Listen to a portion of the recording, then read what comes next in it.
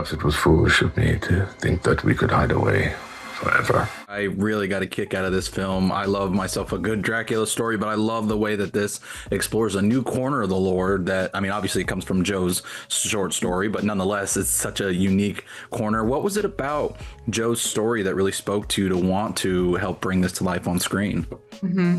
I was very struck by the short story. I loved sort of the simplicity of it, right? And this sort of universal idea of seeing a father through the lens of a son who's starting to come online, right? Like as an adult and start to sort of see things in a new context that felt so accessible to me and so complete as a story for a feature film. So that's always very exciting, I think, as a filmmaker to see this sort of main character who has this very sort of concrete arc. And then, of course, I'm a huge fan of the classics. You know, Dracula to me was something I consistently go back to.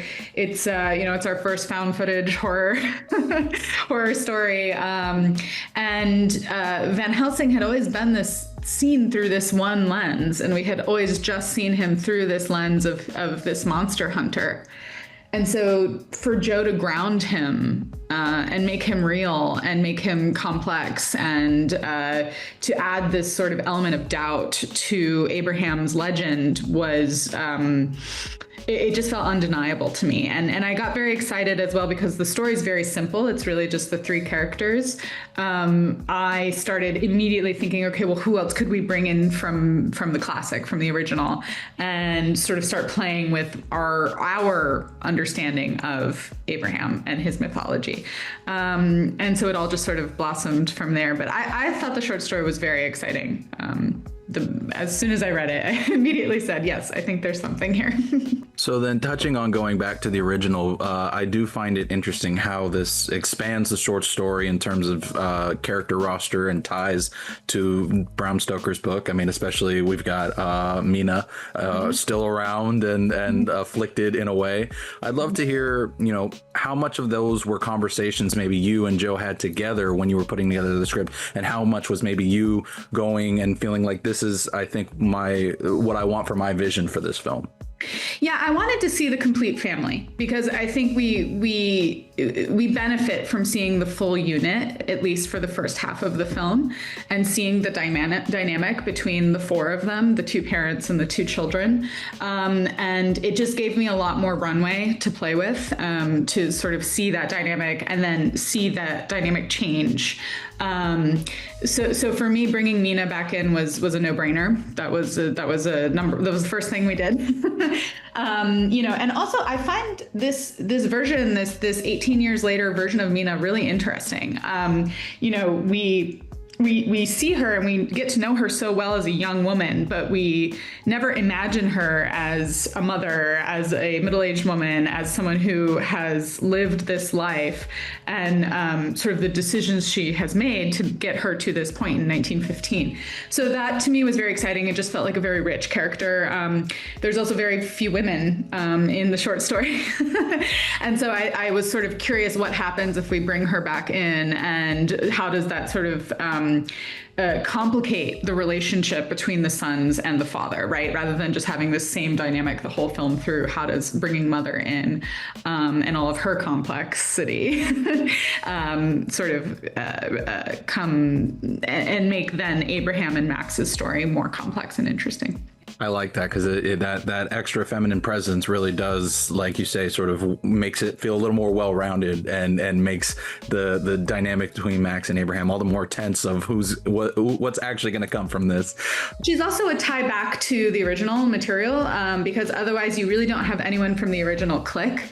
And so Joe actually didn't chime in until I had already completed the first version of the script. But once we sent that to him, he was great and very encouraging. And I think he felt like we were on the same page in terms of how I was interpreting his story and where I was bringing it thematically and in terms of the character drama.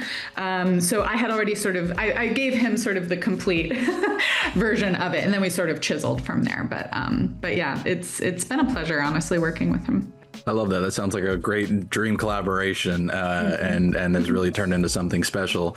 Now, we of course got to talk about the cast of this film, because I mean, I've loved Jocelyn for all her indie horror stuff, and Titus. I mean, he's always going to be Harry Bosch to me, but he does something so unique with Abraham. What was it like really building the roster that you have, given that this is a character-driven vampire story and not just a go have fun with bloody vampire story? Totally. Yeah. Well, we started with Titus. And so when Titus was interested, that was then we sort of built the family around him.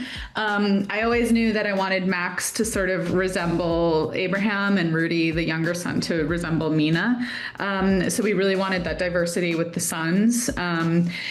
And Jocelyn, I had known socially, but I had never worked with her. And to me, I was just like, Jocelyn Donahue walked straight out of a Victorian era horror movie. I mean, she is like a gothic raven queen. She's like in an Edgar Allan Poe poem all the time.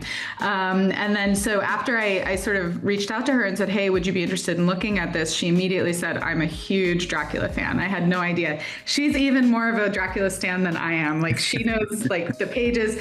And she basically said, Mina Harker has been a dream role for me for a long time. So that was a real joy. I didn't even realize. And, so once she was interested, we just sort of dove in and really started playing around with what was going to be unique about our Mina. Obviously, she's in a very different part of her life.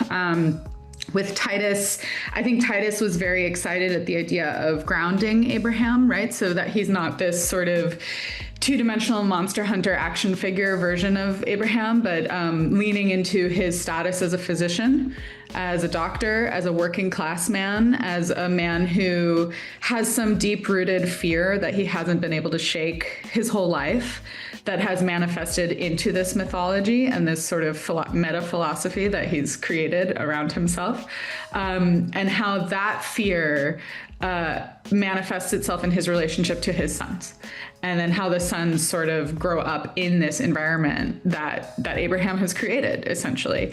And so this is like all this family drama, grounded family drama aspect, I think was very exciting to the actors.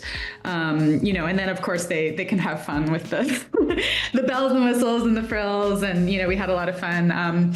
We talked quite a bit about the tone of There Will Be Blood, or like a PTA movie of just embracing the environment and the grounded nature, and not shying away from the drama and the gothic and the humor, I guess. And I think all of the actors just had a lot of fun with that. And then the sons, we auditioned, which was wonderful, and we found two incredible actors who just, I'm just so thrilled with how the family sort of came together. They feel like a real family to me. Everyone knocks it out of the park, and like you say, they all fit so seamlessly into their roles that I'm glad that you were able to find the people you did. Now, this question I'll save until after the film's released, because I am curious. It's a big driving point of the film is whether Abraham's stories with vampires are real or not, and I'm curious for you. The film still leaves it somewhat open to audience interpretation, but what is your interpretation? I mean, do you feel that he was telling the truth, or do you feel that maybe there was a sort of delusion going on in his head? For me, there are no vampires. Okay. And the real fear of it, the real horror of it, is that this man has essentially become a serial killer. He's so driven by this fear, this unresolved fear inside of him, that he has literally created a monster that is not there. I think for him, they're real. I think for Mina, who has bought into, she's sort of like his number one cult acolyte, right? She did have a traumatic experience because monsters do exist in our world, and she encountered one, and he became the myth that is Dracula. Was he an immortal being who could turn into wolves and bats and mist? Maybe not. But she had a bad experience that drove her to Abraham's arms. The mythology that Abraham created, it was more comforting for Mina to be a part of, to believe that there are these supernatural monsters, than facing the reality of this traumatic event that she had experienced. But no, for me and for the actors and everyone on the team, I like leaving a little bit of ambiguity just so we can still have fun with it because it's still a Dracula movie. But I went back and reread Dracula with that read on it and sort of pinned every page with Abraham. And it works, you know? It works. He even says, you know, yep, the teeth go back in when they're dead. You know, there's no solid proof. There's no solid proof. And I think for me, this story is about the power of fear rather than the fear of a monster. And that to me is more scary in a lot of ways. Yeah, the way that paranoia can spread through the closest people who are, or the people closest to those who feel it the most is really a haunting thing. And I think the film does that well. But I find that take very interesting. And now I want to go back through all the Dracula stuff I've seen and be like, oh, let me pick up and see if I can nail that down. Yeah, you'll have a good time. You'll discover some stuff, I think.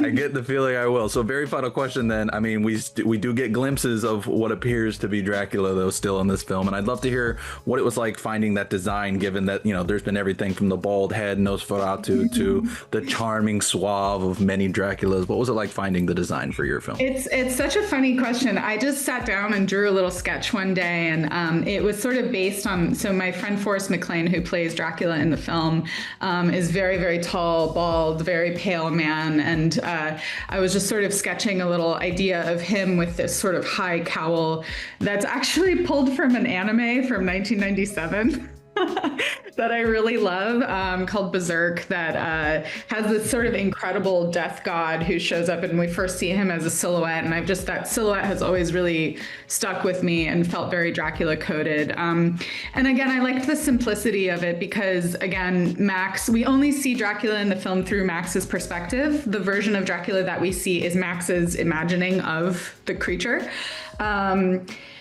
And Max didn't live, you know, he didn't have all of this, the bells and whistles. So what would this kid imagine? I think it would be this very simple, you know, he lives this very simple, isolated life. So his Dracula would not be this big, extravagant, you know, Francis Ford Coppola version of it. I think it would be this very stripped down, almost monastic, like monk-like version of Dracula. So I don't have a great answer for you. It was just something I started sketching, and then Abby, our costume designer, who's amazing, just made it, and it looked great. I think that is a great answer. I love because it plays into even further into the dreamlike nature of those scenes. Yes. And also, I didn't expect to get a Berserk reference right now, so that's that's pretty rad. I'll take it. Well, I see I've got to wrap up, so I will get on out of here. But Natasha, thank you so much for taking the time, and I really did get a kick out of this film, and I can't wait to spread the word about it so that everybody can see the great work that you and everybody have done. Thank you so much. I really appreciate it. I've known for a long time that it might come.